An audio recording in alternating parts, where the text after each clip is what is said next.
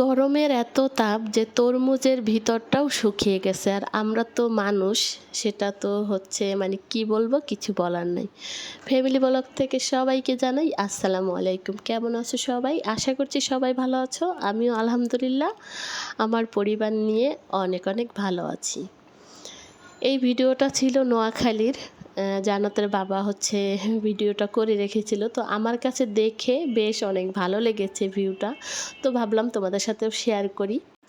তো যাই হোক, এই যে ফুলটাও কিন্তু কাছ থেকে নিলে আরও ভালো লাগতো। যাই হোক এটা ছিল মঙ্গলবারের একটা ভিডিও। দুপুরে হচ্ছে আমরা গরুর মাংস দিয়ে ভাত খাচ্ছিলাম, আর মাংসর কালারটা একটু বেশি আসছে, এটা কিন্তু ফোনের কারণে। তো যখন ভয়েস দিতেছিলাম তখন আসলে খেয়াল করেছি। আর এই গরুর মাংসটা খেতে অনেক মজা হয়েছিল।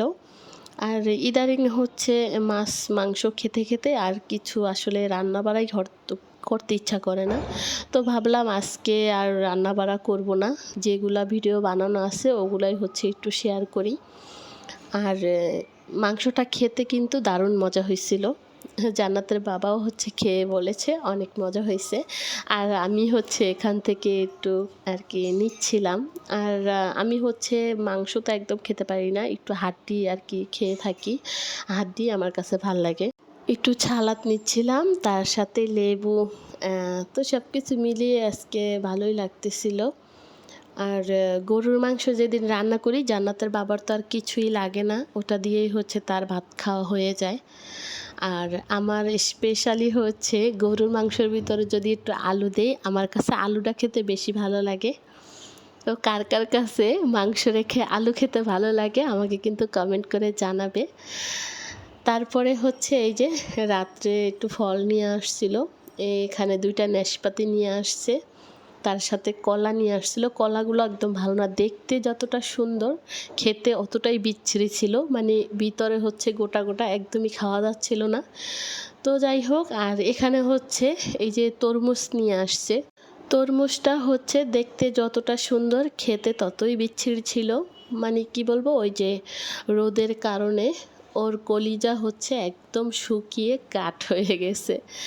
তো এই যে দেখাই যাচ্ছিল, এই তরমুজটা কিন্তু খেতে পারিনি। এই মানে কাটাটাই হচ্ছে কষ্ট, মানে বৃথা গেছে। তো এইভাবে দেখে তারপর হচ্ছে আমি একটু কেটে কুটে হচ্ছে নিয়ে গেছি, কিন্তু জান্নাতের বাবা খেতে পারিনি। এটা একদম ওই যে বললাম শুকনো কাঠ হয়ে গেছে। তো এই যে কেটে কুটে একটু নিচ্ছিলাম যে খাওয়া যায় কি না। আসলে এই যে রোদটা পড়তেছে এটার ভিতরে হচ্ছে মানুষ যদি কেটে শুকা দেয় তাহলে মনে হয় শুকিয়ে যাবে। যাই হোক, আলহামদুলিল্লাহ বৃষ্টি তো হয়ে গেছে কালকে রাত্রে। তো এখন দেখি কি হয়। আজকের দিনটাও একটু দেখলাম যে ঠান্ডা, মানে হালকা ঠান্ডা প্রতিদিনের থেকে। তো যাই হোক, আল্লাহর কাছে সবসময় কামনা করি সবার সুস্থতা, সবাই ভালো থাকুক। তারপরে আমার বাবুর অসুখটা তো কমতেই আসে না, কি আর করা যাবে, ওষুধ ঠিক মতো খাওয়াইতেছি। তারপর হচ্ছে এই যে এটা তো একটু কেটে কুটে নিলাম, কিন্তু মনের ভিতরে খচখচাইতেছিল যে এটা জান্নাতের বাবা খাবে কি না। তো ওই যে ঠিক সে কিন্তু খেতে পারেনি, একবার একটু মুখে দিয়ে তারপর হচ্ছে তরমুজটা হচ্ছে ফেলে দেওয়া হয়েছে, একদমই খেতে পারিনি। তারপরে হয়েছে প্রতিদিনের মতো সেই ছোট্ট রিকোয়েস্টটা করে নিচ্ছি। এই পর্যন্ত যে আপু ভাইয়ারা আমার ভিডিওর সাথে আছো কিন্তু একটা লাইক দিতে ভুলে গেছো, প্লিজ মনে করে একটা লাইক দিয়ে দিবে, তাহলে তোমাদের মতো অসংখ্য আপু ভাইয়াদের কাছে আমার ভিডিওটা পৌঁছে যাবে। তো এই যে বারবার হচ্ছে আমি দেখছিলাম যে এটা খেতে পারবে কি না, তো খেতে কিন্তু পারিনি। তারপর হচ্ছে আমি আবার একটু নাশপাতি কেটে দিয়েছি। আসলে হয় কি, ও ভাত খেয়ে ওর যদি একটু ফল না খায় ওর ভাল লাগে না, সব সময় এটা করে থাকে। তো প্রতিদিন তো আর একটা ভিডিও কি দেখাবো, তো প্রতিদিন ভিডিও করা হয় না, মাঝে মাঝে হয়তো একটু শেয়ার করে থাকি। আর আমি তো ভেবেছিলাম বাবু এটা খাবে না, ওই হচ্ছে 1 পিস খেয়েছিল, আরগুলো হচ্ছে আমরা দুজনেই খেয়ে শেষ করেছি। আর এই যে কলাগুলো নিয়ে এসেছে এটাও কিন্তু খাওয়া হয়নি। তো যখন খেয়েছি তখন বললাম জান্নাতের বাবাকে যে এই কলাগুলো আর কখনো নিয়ে আসবা না, এগুলো ভালো না।